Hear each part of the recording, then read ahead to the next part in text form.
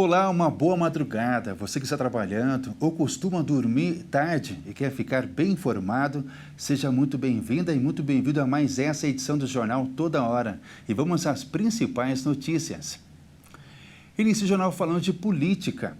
Após as explosões contra o Supremo Tribunal, o Congresso Nacional pretende reforçar a segurança da Praça dos Três Poderes e adotar restrições. O Congresso Nacional vai criar um grupo de trabalho para discutir mudanças na segurança da Câmara e do Senado, após os atentados ocorridos na última quarta-feira, quando o homem-bomba Francisco Walter Luiz arremessou explosivos em direção à corte.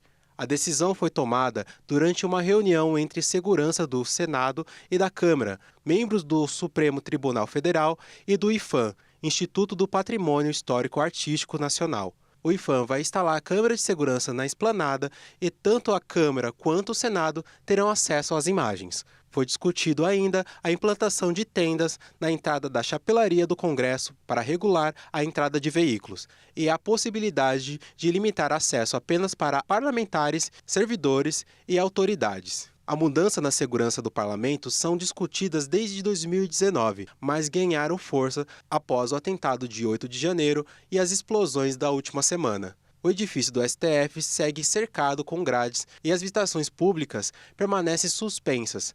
Antes disso, qualquer cidadão poderia acompanhar as votações no plenário, que tem capacidade para acomodar 170 pessoas sentadas. A previsão é que os protocolos sejam reavaliados ao longo dos próximos meses. As sessões de julgamento estão mantidas, mas com acesso restrito a advogados e seus clientes e jornalistas previamente credenciados.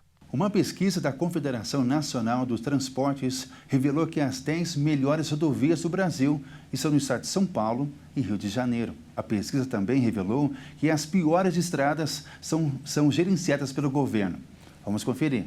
A Confederação Nacional dos Transportes, a CNT, avaliou as principais rodovias do Brasil e revelou que as 10 melhores estão localizadas nos estados de São Paulo e Rio de Janeiro. Todas elas são estaduais e a maioria é gerenciada por uma empresa privada. São elas SP-270 de Presidente Epitácio a Ourinhos, SP-099 de São José dos Campos a Caraguatatuba, SP-225 de Tirapina a Santa Cruz do Rio Pardo, SP-021 de São Paulo a Arujá, SP-348 de Cordeirópolis a São Paulo, RJ 124 de Rio Bonito a São Pedro da Aldeia, SP 463 de Ouroeste a Clementina, SP 300 de Castilho a Jundiaí, SP 070 de Taubaté a Guarulhos e SP 065 de Campinas a Jacareí. De acordo com o presidente da CNT, as 10 piores rodovias são de gestão pública e a maioria é localizada no Nordeste. E o principal motivo é a falta de recursos estaduais para manter as estradas. A pesquisa também aponta uma queda nas ocorrências críticas nas rodovias, como pontos caídas, queda de barreiras e erosão na pista. Entre 2023 e 2024, os pontos críticos caíram 7,6%.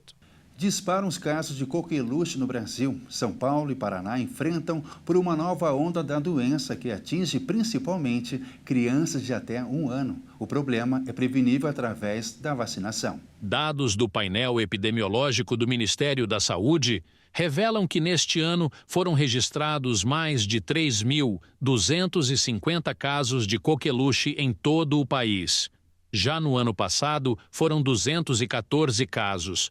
Os estados com mais notificações da doença são Paraná, com mais de 1.200 casos, e São Paulo, com cerca de 830 casos. Em seguida aparecem Minas Gerais, Rio de Janeiro, Rio Grande do Sul e Distrito Federal, caracterizada por uma tosse seca e irritativa que chega a durar semanas ou até meses. A coqueluche também pode causar febre baixa, corrimento nasal e mal-estar. É uma doença contagiosa, transmitida através do contato com a pessoa infectada ou pelas gotículas eliminadas por ela ao tossir, falar ou espirrar. Segundo o Ministério da Saúde, 88% dos pacientes com coqueluche residem em áreas urbanas e têm menos de 1 ano de idade. Desde 2020, os casos vinham diminuindo. Os anos com maior incidência de casos foram 2014, com mais de 8.600 casos, e 2015, com mais de 3.000 casos. A melhor forma de prevenção da coqueluche é a vacina, que é oferecida no SUS ainda nos primeiros meses de vida. São 3 doses, aos 2, 4 e 6 meses de idade. Depois, uma dose de reforço aos 15 meses e um segundo reforço aos 4 anos. A vacina é a chamada tríplice bacteriana que protege contra difteria, tétano e coqueluche. Os Estados Unidos enfrentam 2 surtos por contaminação de alimentos. Primeiro, por sanduíches do McDonald's. Agora, a nova contaminação ficou por conta de bactérias encontradas em garrafas de água. Depois do surto de E. coli, uma bactéria que pode afetar o intestino, a bexiga, os rins e a corrente sanguínea, causado por sanduíches contaminados do McDonald's, os órgãos responsáveis pela fiscalização e segurança dos consumidores informaram que encontraram coliformes, uma outra bactéria, agora presentes em garrafas de água da marca Berkeley Club Beverage, após testes. A marca realizou o recolhimento de cerca de 150 mil garrafas de água em todos os Estados Unidos. Apesar dos riscos dessa bactéria na água serem considerados mínimos à saúde humana, foi mais que suficiente para retirar o produto de circulação. O recolhimento das garrafas de água da marca Berkeley Club Beverage não é o único em andamento nos Estados Unidos. As marcas Fiji Water e WHV Water também estão em processo parecido, e todas são provenientes dos Estados Unidos. A Fiji Water precisou retirar de circulação quase 2 milhões de garrafas de água que poderiam estar contaminadas com excesso de manganês e outras 3 bactérias. O Jornal Toda Hora fica por aqui e retorna com mais notícias a 1h35. Até mais.